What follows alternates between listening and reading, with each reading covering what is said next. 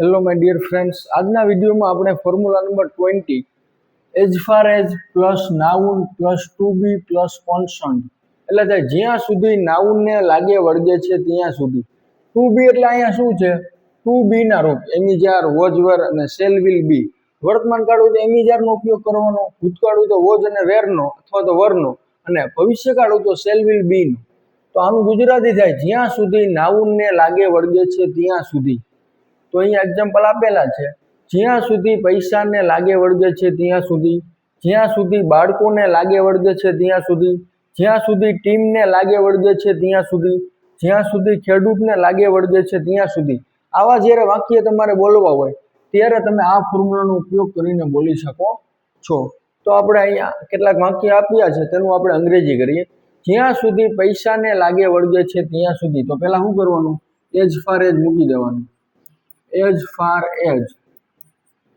Noun તરીકે અહીંયા શું છે? પૈસા. તો પૈસા એટલે શું થાય? Money. As far as money.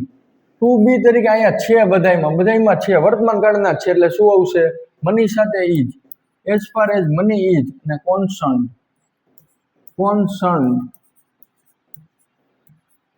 એટલે થાય જ્યાં સુધી પૈસાને લાગે વળગે છે ત્યાં સુધી.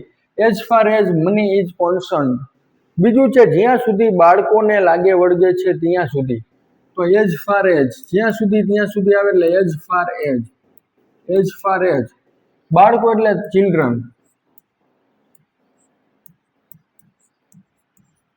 As far as children. Children સાથે શું આવશે? Are. As far as children are અને કોન્સર્ન. સાવ ઈજીથી તમે આવા વાક્ય બનાવી શકો છો. As far as children are concern એટલે થાય જ્યાં સુધી બાળકોને લાગે વળગે છે ત્યાં સુધી. બાળકો એટલે ચિલ્ડ્રન, બહુવચન છે એટલે આર આવ્યું, અને અહીંયા છે એટલે વર્તમાન કાળનું રૂપ જ આવશે. એમિજારમાંથી કોઈ પણ એક. As far as children are concert જ્યાં સુધી ટીમને લાગે વળગે છે ત્યાં સુધી. ટીમ એટલે ટીમ થાય. તો એઝ ફાર એઝ.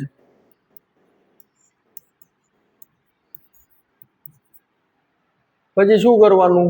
નાઉન તરીકે અહીંયા શું છે? ટીમ. તો as far as the team. The team સાથે શું આવે? ઇઝ જ આવે, કારણ કે છે એટલા માટે. As far as the team is concert એટલે થાય જ્યાં સુધી ટીમને લાગે વળગે છે ત્યાં સુધી. As far as the team is concert. એના પછી જે ચોથું વાક્ય, જ્યાં સુધી ખેડૂતને લાગે વળગે છે ત્યાં સુધી. ખેડૂત એટલે શું થાય? ફાર્મર. તો as far as. As far as ખેડૂત એટલે farmer. As far as the farmer. અને છે એટલે ઇઝ અને વળગે એટલે કોન્સર્ન.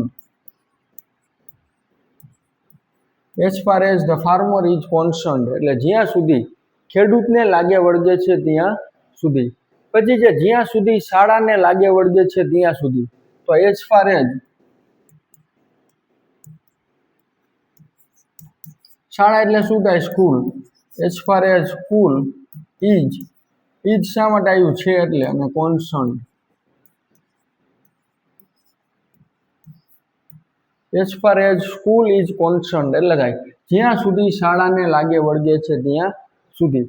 તો આવા પ્રકારના વાક્યોનું તમે ઇઝીલીથી આ ફોર્મ્યુલાનો ઉપયોગ કરીને અંગ્રેજીમાં ટ્રાન્સલેટ કરી શકો છો. મિત્રો, જો તમારે આ બધા આપણે જે ફોર્મ્યુલા ભણ્યા 20મી એ જો તમારે પીડીએફ જોતી હોય તો તમે અમારા વોટ્સઅપ નંબર પર હાઈનો મેસેજ કરીને તમને પીડીએફ મળી જશે.